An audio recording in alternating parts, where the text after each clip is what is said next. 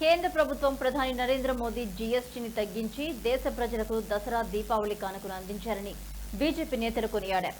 జీఎస్టీపై సర్వత్రా హర్షం వ్యక్తం చేస్తూ తిరుపతిలోని అన్నారావు సర్కిల్ వద్ద బీజేపీ నాయకులు, కార్యకర్తలు నరేంద్ర మోదీ, నిర్మలా సీతారామన్ చిత్రపటాలకు పాలాభిషేకం చేశారు.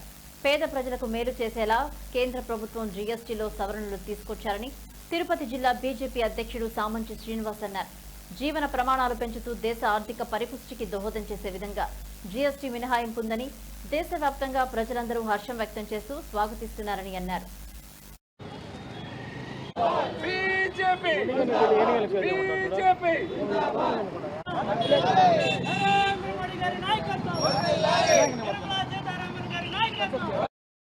ఇవాళ దేశవ్యాప్తంగా పండుగలు జరుగుతోంది.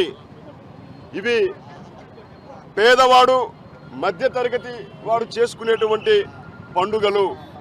విజయదశమి దసరా పండుగ దేశంలో 15 రోజుల కంటే ముందరే ప్రధానమంత్రి నరేంద్ర మోడీ గారు ప్రకటించినటువంటి పేద ప్రజలకు, మధ్యతరగతి ప్రజలకు నిత్యావసర సరుకులు, అదేవిధంగా దైనందిక జీవితంలో అవసరమైనటువంటి కొనుగోళ్లపై పూర్తి స్థాయి వస్తు సేవా పన్ను జీఎస్టీపై మినహాయింపు ఇస్తూ, అదేవిధంగా వార్షిక ఆదాయాన్ని 13 లక్షల వరకు జీఎస్టీ ఎలాంటి రుసుము చెల్లించకుండా మినహాయింపు ఇచ్చినటువంటి నేపథ్యంలో దేశ ప్రజల యొక్క ఆర్థిక జీవితంలో ఆర్థిక మెరుగుదల, వారి యొక్క జీవన ప్రమాణాలను పెంచుతూ దేశ ఆర్థిక పరిపుష్టికి దోహదం చేసే విధంగా నిర్మలా సీతారామన్ గారు ప్రకటించినటువంటి, అదేవిధంగా జీఎస్టీ మండలి ఇచ్చినటువంటి ఈ మినహాయింపు దేశవ్యాప్తంగా పేద ప్రజలు, మధ్యతరగతి ప్రజలు ఇవాళ